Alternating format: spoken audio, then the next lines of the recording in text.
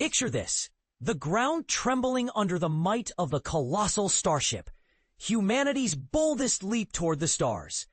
That's the scene unfolding with SpaceX's 11th test flight of their groundbreaking megarocket on Monday, October 13th. And we're here to guide you through every thrilling detail, from the countdown to the splashdown. SpaceX is gearing up to send the Starship on its 11th experimental voyage from their Starbase facility in South Texas.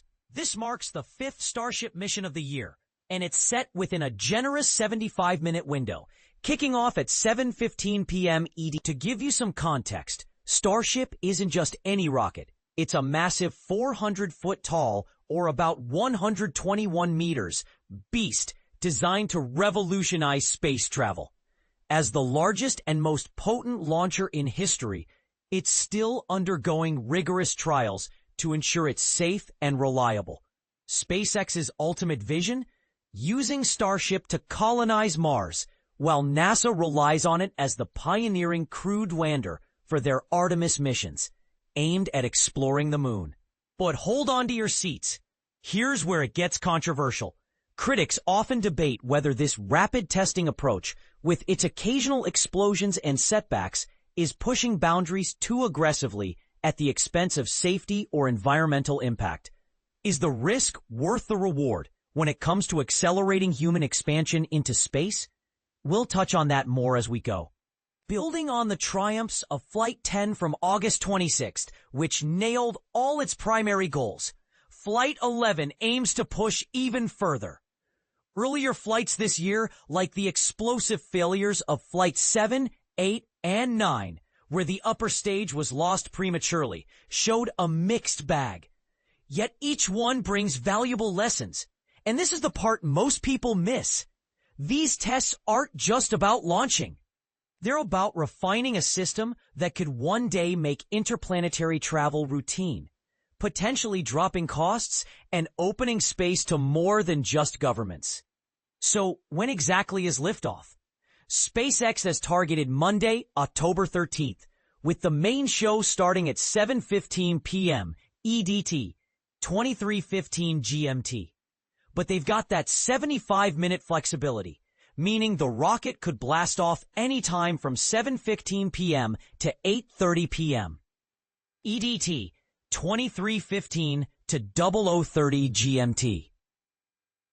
If Monday doesn't pan out, local road closures hint at alternate dates: Tuesday, October 14th, or Wednesday, October 15th. Curious about a deeper dive into Starship and its super heavy booster? Check out our comprehensive guide for all the nitty-gritty. Now, for the fun part. How can you catch this spectacle live? There are plenty of ways to tune in, whether you're a seasoned space enthusiast or just curious. Stay updated with the latest breaking news on rocket launches, stargazing events, and cosmic discoveries.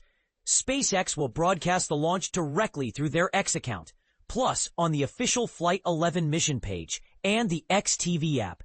Expect coverage to start roughly 30 minutes before liftoff, so around 6:45 p.m. EDT, 22:45 GMT, if they stick to the early window on Monday. We'll be mirroring SpaceX's stream right here on this page, our homepage, and our YouTube channel for easy access. For an extended viewing experience with expert commentary, head over to NASA Spaceflight's YouTube live stream. It kicks off around 4:15 p.m. EDT, 2015 GMT, offering insights into pre-launch checks and polls. And here's a treat: NASA Spaceflight's dedicated YouTube video for Starship Flight 11, if you're lucky enough to be nearby. Witnessing it in person is unbeatable. While SpaceX doesn't offer public viewing areas officially, you can scout your own spot. A solid choice is the Cameron County Amphitheater in Isla Blanca Park on South Padre Island, which overlooks Starbase's launch pad across the water. Alternatively, stake out a spot along Port Isabel's shoreline. Just a heads up, traffic gets bumper to bumper around launch time, so arrive early. Think hours ahead to avoid the chaos. Assuming everything goes smoothly, Flight 11 should wrap up in a bit over an hour. It'll mirror Flight 10's blueprint, with both the Super Heavy booster and the Starship upper stage, affectionately called Ship, aiming for controlled ocean touchdowns. No mechanical chopsticks catch for the booster this round, as seen in past missions. In SpaceX's own words, this flight will expand on Flight 10's successes by collecting data for the upcoming Super Heavy version, putting Ship's heat shield through its paces, and simulating real-world maneuvers for future site returns. For beginners wondering what that means, the heat shield protects the vehicle from scorching re-entry temperatures, like a cosmic brake pad, and these tests help ensure safe, reusable landings. The Flight 11 Super Heavy booster has flown before, on March 6th, Flight 8, where it even pulled off a successful chopsticks catch back at Starbase. 24 of its 33 Raptor engines are recycled from that mission, showcasing SpaceX's push towards sustainability in rocketry. Imagine reusing engines like swapping out batteries in your phone. That's the efficiency gain here. This time, Super Heavy's main goal is to trial a fresh landing strategy for the next-gen version, a larger model debuting early next year. Flight 11 will be the swan song for the current version 2 Starship. As SpaceX explains, it'll fire up 13 engines initially, then switch to 5 for precise navigation, adding backup in case an engine fails unexpectedly. Finally, it'll hover on 3 center engines before gently descending into the Gulf of Mexico. To break it down visually, here's the launch timeline. Time, hours, minutes, second. Event, T-minus 1:15. Flight director polls for fueling. T-minus 0:53. Ship liquid methane loading begins. T-minus 46:10. Ship liquid oxygen loading begins. T-minus 41:15. Super Heavy liquid methane loading begins. T-minus 35:52. Super Heavy liquid oxygen loading begins. T-minus 00:19:40. Raptor engine chilldown begins on Ship and Super Heavy. T-minus 003:20. Ship fueling complete. T-minus 002:50. Super Heavy fueling complete. T-minus 0:30. Flight director go for launch pole. T-minus 00:10. Flame deflector activation. T-minus 00:03. Raptor ignition sequence startup.